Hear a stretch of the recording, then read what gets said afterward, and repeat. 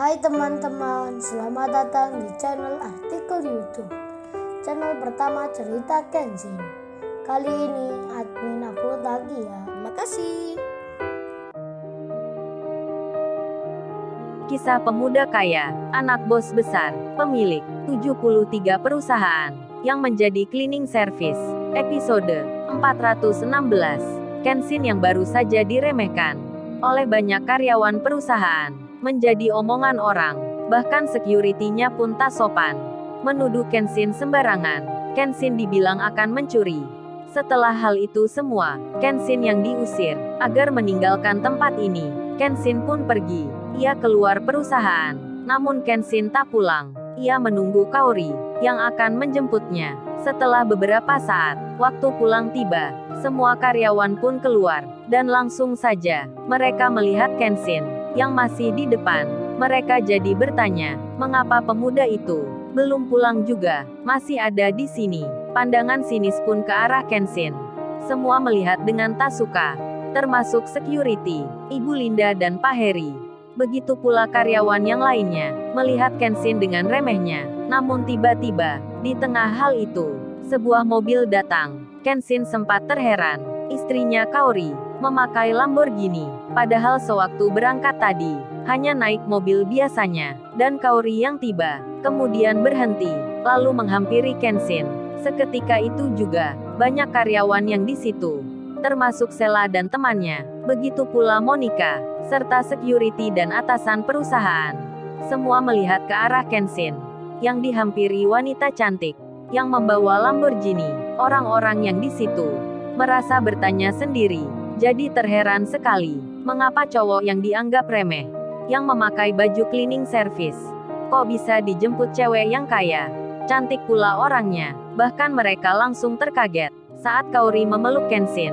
Kenshin pun demikian, memeluk Kaori pula. Mereka yang melihatnya jadi tak percaya seketika, terperanjat wajahnya, melihat pemandangan tak biasa, tiba-tiba mengejutkan. Kemudian Kenshin dan Kaori, mereka jalan bersama, saling tersenyum dan bicara. Tak hanya itu, Kenshin yang masuk mobilnya Kaori. Ia langsung menyalakan mesinnya. Kenshin mengemudikan mobilnya. Security yang melihatnya, langsung menjadi khawatir. Cemasnya pun meninggi. Mereka lalu bertanya, emang siapa pemuda itu? Kok bisa dijemput wanita itu? Sementara, Ibu Linda dan Pak Heri, yang melihatnya juga, pemuda yang dianggap tak penting, sempat dimarahi dan diusirnya. Ternyata dia bisa mengemudi, naik mobil mewah Lamborghini. Mereka pun juga bertanya, merasa khawatir jadinya. Bahkan Ibu Linda, pegawai yang punya jabatan, kepala bagian HRD itu, merasa tak enak hatinya, sampai beliau bercerita pada rekan kerjanya Pak Heri. Pak Heri pun menjawabnya, nggak usah khawatir Bu Linda. Mungkin itu teman kuliahnya, yang diminta tolong menjemputnya. Pemuda itu bukan siapa-siapa. Hanya tadi lagaknya saja, seperti orang yang penting, mencoret-coret nama kita. Tenang saja Bu Linda, dia hanya mahasiswa, bukan pegawai seperti kita. Mendapat penjelasan seperti itu, Ibu Linda jadi tenang. Memang itu benar, dan beliau pun mengira, sama seperti semula, Kenshin hanya anak kuliah. Sedang Sela, yang bersama teman-temannya, yang melihat juga hal itu. Sela pun bertanya di hati, langsung menebak sendiri. Sela bicara pada temannya, kalian, apa kagak merasa aneh?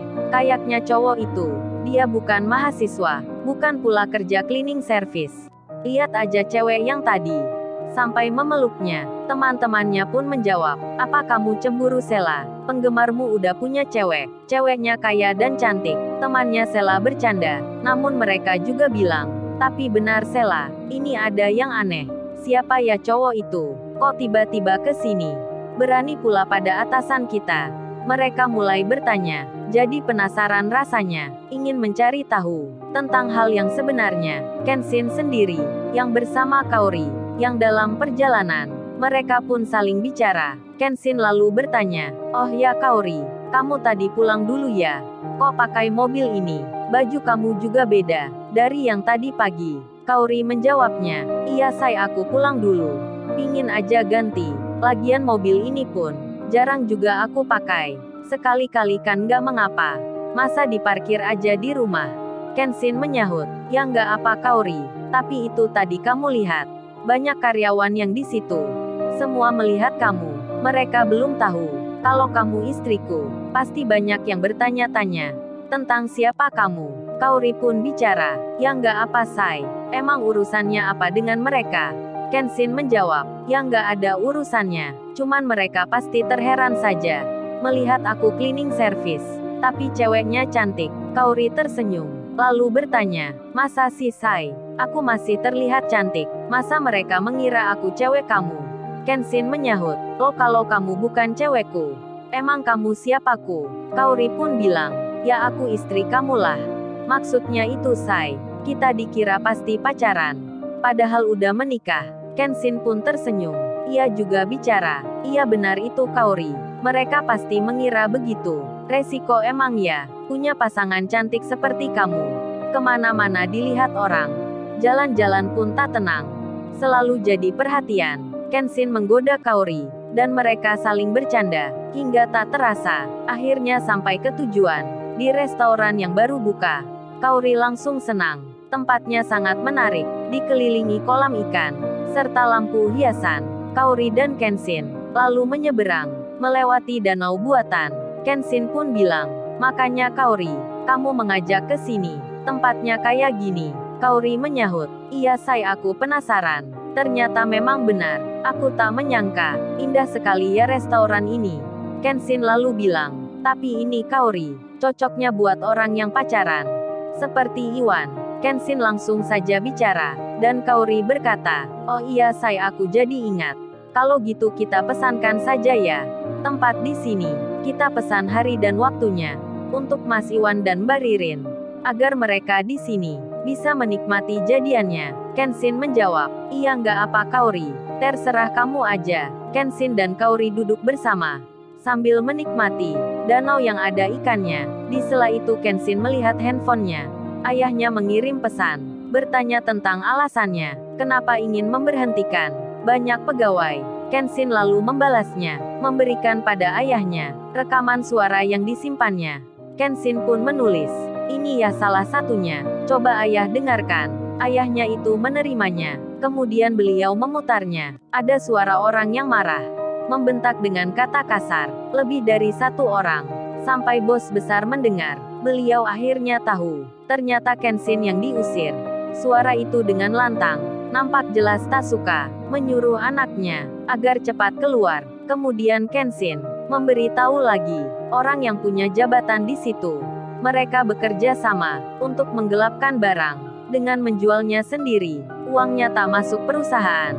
Bos besar pun marah karena anaknya diperlakukan dengan tidak hormat. Kemudian langsung menelpon, bertanya pada Kenshin. Terus apa kamu Ken nggak kenapa? Apa mereka main kekerasan? Kenshin menjawabnya. Kenshin nggak kenapa ya. Cuman itu saja. Mereka orang yang tak patut untuk menempati jabatan. Ayahnya pun menjawab. Baiklah kalau gitu. Besok ayah suruh pegawai ayah untuk menyelesaikan semua. Pembicaraan itu ditutup. Kaori yang mendengarnya. Lantas ia bertanya. Ada apa Sai? Kayaknya ada yang nggak baik ya. Di tempat kamu memeriksa tadi. Emang ada apa? Kok ayah kamu sampai bertanya? Kenshin menjawabnya. Nggak ada apa-apa Kaori. Itu hanya masalah kecil. Sudah lupakan saja. Kalau gitu kita makan. Entar keburu dingin. Kaori pun menuruti. Mereka makan bersama. Setelah selesai semua, Kenshin dan Kaori pulang. Beberapa jam pun berlalu. Pagi kini telah datang. Aktivitas kerja dimulai. Monica dan teman-temannya masuk ke kantornya. Baru saja duduk. Salah satu pegawai HRD ke situ. Langsung saja bilang, "Hei kalian, ini dari Ibu Yanti. Surat peringatan pertama. Teguran kerja untuk kalian. Karena kemarin melanggar aturan. Ini silahkan ambil satu-satu. Awas jangan sampai membuat atasan marah lagi. Kalau diulangi, kalian langsung diberhentikan." Orang HRD itu kemudian pergi. Monica dan teman-temannya jadi sedih. Dan Pak Marco sendiri, supervisor itu, bersama rekan kerjanya, kini sedang menemui mitra dagang gelapnya, yang bernama Pak Raymond. Mereka tak sembunyi-sembunyi, bahkan bertemu di kantor. Security-nya pun membiarkan, meski barang yang keluar bukan atas nama perusahaan, Kejadian itu memang biasa. Banyak karyawan di sini yang sudah tahu. Namun mereka tak berani berkata. Yang menyangkut masalah itu, pengiriman barang pun dimulai. Karyawan bagian gudang mengeluarkan produk-produk yang akan dikirimkan. Sedang para atasan di situ sibuk pula menyaksikan. Bahkan nampak ceria wajahnya karena akan mendapat uang. Saat itu jam 9 pagi. Suasana nampak seperti biasa. Pegawai-pegawai banyak yang bekerja. Dan tiba-tiba, gerbang pintu utama kedatangan tamu. Terlihat mobil-mobil yang berjenis sama, bertuliskan nama perusahaan pusat. Mobil-mobil itu masuk begitu saja. Security-nya tak berani melarang. Mereka melihat dengan terheran, karena baru kali ini ada rombongan yang datang, yang masuk ke sini. Seketika itu juga, kehadiran tamu-tamu itu dilihat banyak pegawai di situ. Lalu keluarlah beberapa orang yang berseragam kerja, laki-laki dan wanita. Mereka langsung disambut security. Dan salah satu tamu itu bicara, "Oh ya, ruang customer service di mana? Antarkan kami ke sana. Kami ada keperluan." Security itu mempersilahkan dan langsung mengantarnya. Saat mereka tiba, Monica dan teman-temannya melihat banyak tamu yang datang. Monica pun langsung menyambutnya dengan senyum dan ramah. Dan tamu yang di depannya kemudian bicara, "Oh ya mbaknya, saya mau pinjam sebentar pengeras suara di sini untuk pemberitahuan yang penting." Monica yang mendengar permintaan itu, ia pun tak berani menolaknya. Karena dilihatnya, tamu yang datang ini adalah orang kantor pusat. Monica pun mempersilahkan tamu itu masuk ke ruangnya.